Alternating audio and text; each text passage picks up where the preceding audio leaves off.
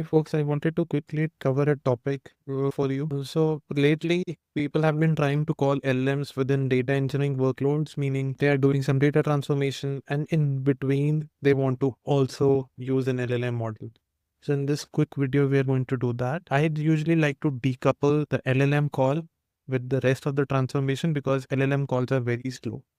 So what I would realistically do is whenever I have a data engineering workload, I'll decouple the data engineering part and then calling the LLM part into a separate piece. So here I'll do a demo of it. So first what you need to know is inside Databricks, if you click playground inside machine learning, you will see a couple of models here. So you can choose in between these models and we are going to use pay per token choice. And then basically what you do is you can click choose endpoint and just chat with it. Example, in my case, I want to say, who is the parent company of Google, just as an example. And give me the parent company name. And if you don't know, just say, I do not know. You can say anything what you want. And you can see which LLM model works for you, just for an example. So this is saying here the parent company is Alphabet Inc. Now I'll tell you why we did this. So I have a table with me which has a bunch of company names. By the way, I'm running this one serverless. Even LLM will use the serverless one. That way, whatever constraints you have been facing with Azure Coders won't be there. So at this moment, serverless is spinning up. It's actually connected already. So it's going to run and then I'm going to show you the output and then we'll carry on. Okay, so it's running. Let me show you the output and then we'll take it from there. And behind the scenes, by the way, we have 1,000 rows of data. And essentially, I have a company name. The problem which this customer has is this data is not always accurate. And what they're trying to do is look at the company page, look at the company tail, and then try to predict. Basically, we are going to ask LLM, hey, what is the parent company name for these? Example, if you have RBC, which is Royal Bank of Canada, there is also RBC Financial Markets, there is also RBC Capital Markets. What we really want is an to tell us, hey, who is the parent entity, which is probably just RBC. Now, if you use your traditional matching algorithms like this and other algorithms, they fail because RBC versus Royal Bank of Canada versus Royal Bank of Canada financial markets from a length perspective are very different things.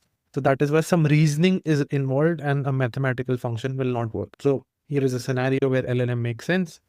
Inside Databricks, we have this function called AI query.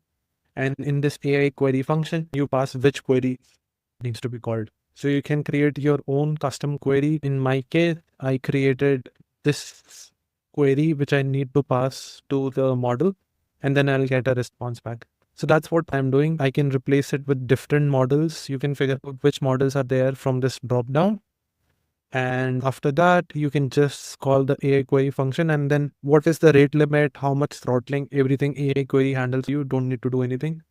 So here, if you look at the output, this is the output which I got from it, right? So it's literally that simple. The difficult part, which is going to be for you, what is the query and which model to use. And for that, you'll have to do hit and trial and figure out which one works for you.